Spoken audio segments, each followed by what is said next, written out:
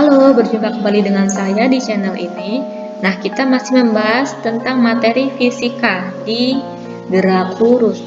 Kita kali ini akan mempelajari tentang gerak lurus berubah beraturan. Kalau kalian sudah menonton video sebelumnya, yaitu tentang GLB, nah di GLB itu ada besaran yang konstan apa? Kecepatannya konstan, betul. Nah, kalau di GLBB, apa yang konstan? Benar, ada percepatannya konstan. Oke, di materi gerak lurus berubah beraturan ini memiliki suatu besaran yang konstan, tidak pernah berubah. Kalau kemarin di GLB, V-nya konstan, maka di GLBB yang konstan adalah besaran percepatannya. Nah, artinya apa? Kalau suatu benda bergerak pada lintasan lurus dengan percepatan konstan, maka A ini tidak pernah berubah selama selang waktu. Nah, yang berubah apa? Yang berubah adalah kecepatannya.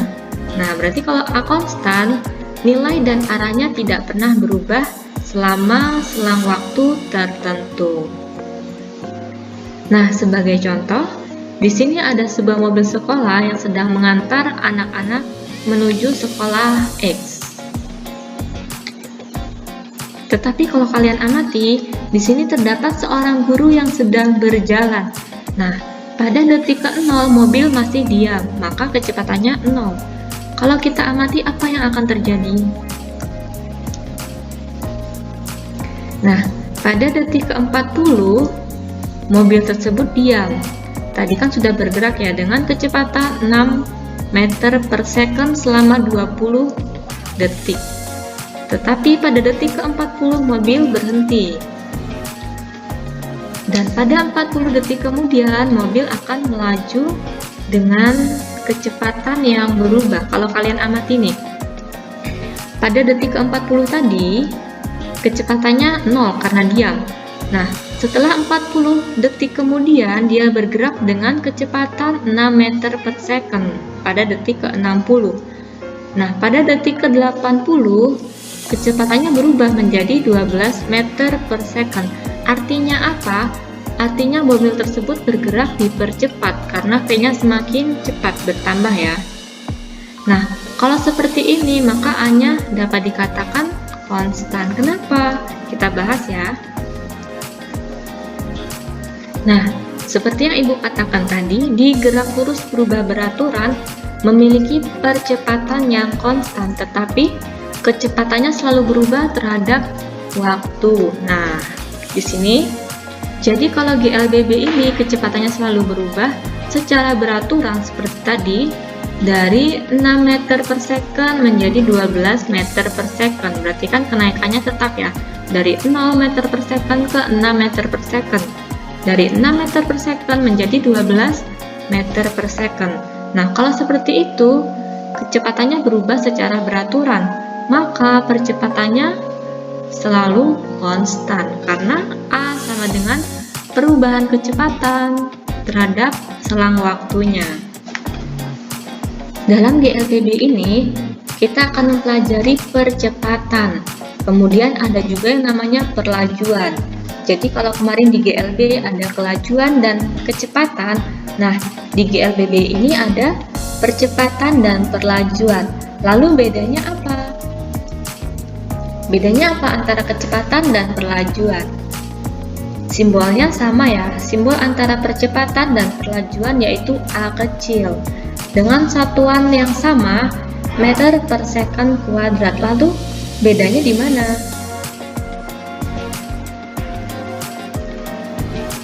Nah, jadi percepatan merupakan perubahan dari kecepatan terhadap perubahan waktunya.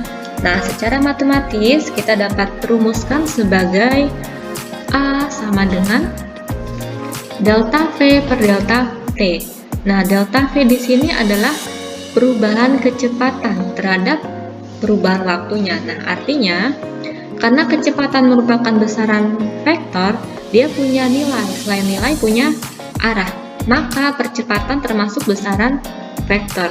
Maka ditandai dengan garis di atas ini ya. Nah, ini merupakan simbol dari besaran vektor. Nah, jadi A itu punya arah dan nilai. Kalau begitu, kalau A punya arah, maka kita bisa tentukan dengan tanda positif dan negatif. Secara matematis, kita dapat rumuskan kalau A sama dengan perubahan kecepatan, maka ada perubahan kecepatan kan, atau delta V. Nah, delta V ini termasuk perubahan kecepatan terhadap perubahan waktunya.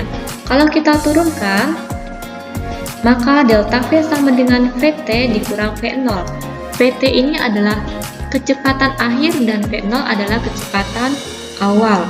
Nah, kalau TT ini adalah waktu akhirnya berapa dikurang dengan waktu awalnya berapa. Nah, sehingga kita dapat tuliskan bahwa A sama dengan VT dikurang V0 dibagi T. Nah, kalau kita ubah ke bentuk perkalian, maka A dikali T ini A dikali T sama dengan VT dikurang V0, sehingga VT dikurang V0 sama dengan A dikali T. Samaan baru untuk kecepatan akhir atau kecepatan pada saat T. T ini yang ditanyakan, misalkan kecepatan pada saat detik ke-10 atau detik ke-5. Nah, sehingga karena VT yang ditanya, maka kita pindah ruaskan. V0 pindah ruaskan ke ruas kanan, maka VT sama dengan V0 plus AT, dengan A adalah percepatan. Nah, sementara perlajuan, kalau tadi percepatan merupakan apa? Perubahan dari kecepatan terhadap selang waktunya. Nah, kalau perlajuan merupakan perubahan dari kelajuan terhadap waktu.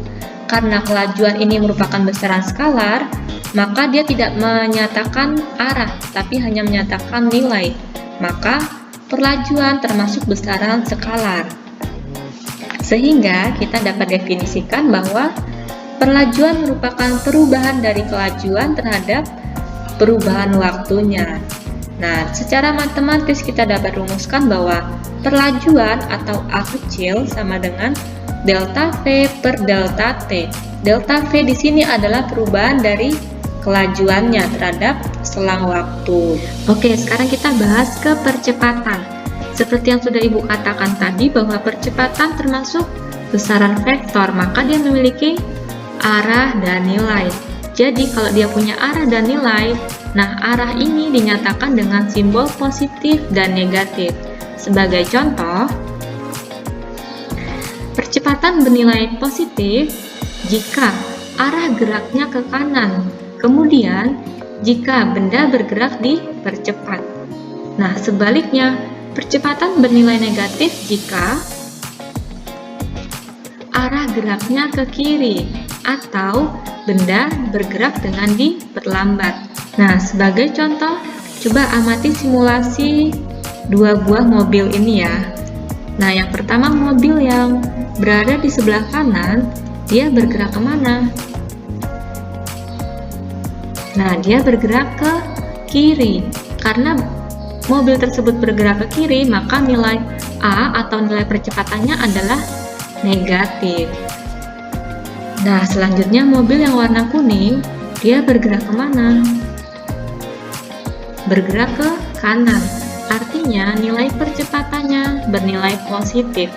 Jadi untuk tanda negatif dan positif itu hanya menunjukkan arah. Oke, demikian untuk persamaan tentang gerak lurus berubah beraturan. Kita dapat rangkum bahwa kecepatan saat T pada saat T kita dapat rumuskan sebagai V0 plus minus AT. Kemudian untuk jarak, karena pada GLBB memiliki nilai kecepatan awal atau V0 terhadap T, maka dapat dirumuskan sebagai F sama dengan V0 dikali T plus minus setengah AT kuadrat, atau VT kuadrat sama dengan V0 kuadrat plus minus 2AS.